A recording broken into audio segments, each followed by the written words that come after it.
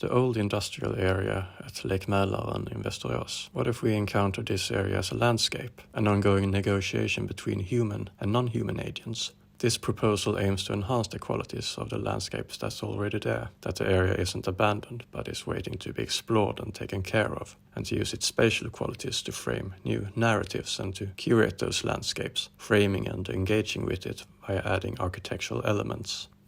This is a way of directing attention towards what's going on, announcing a presence, to show that something has been initiated here, adding sculptural elements, landmarks that can direct humans into the area, giving a clue how these places are being connected to become part of a grander scheme. But it's also about enhancing the existing qualities of the landscape, about changing the way we as humans perceive this uncontrolled vegetation, making them into places to explore, inhabit, and play around in.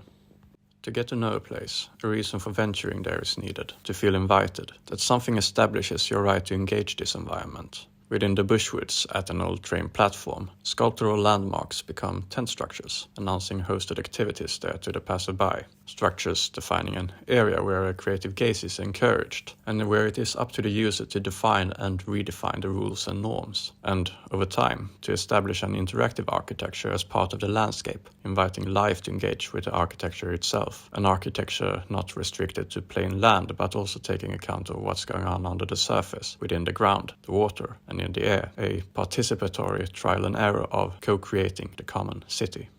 To make these spaces matter, there is a need for more than occasions. There must also be relation-building activities, activities that allow the participants to inhabit the landscape during and after the transformation. These kinds of engagements are aimed at involving the citizens, giving them agencies to take part in the creation.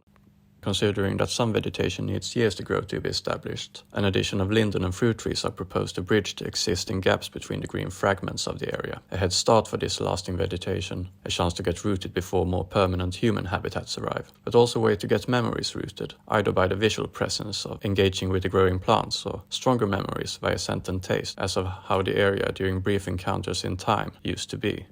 The methods and knowledge used and developed during the transition of this area can later be reused as a toolbox when approaching other sites, creating reappearing familiar and migrating situations within the urban landscape. A toolbox of strategies that can be categorized in vegetation and habitats, build structures, events and reuse, ways of enhancing the existing qualities of the landscape, announcing presences, making additions and invitations that makes it possible to perceive and inhabit the landscapes in new ways.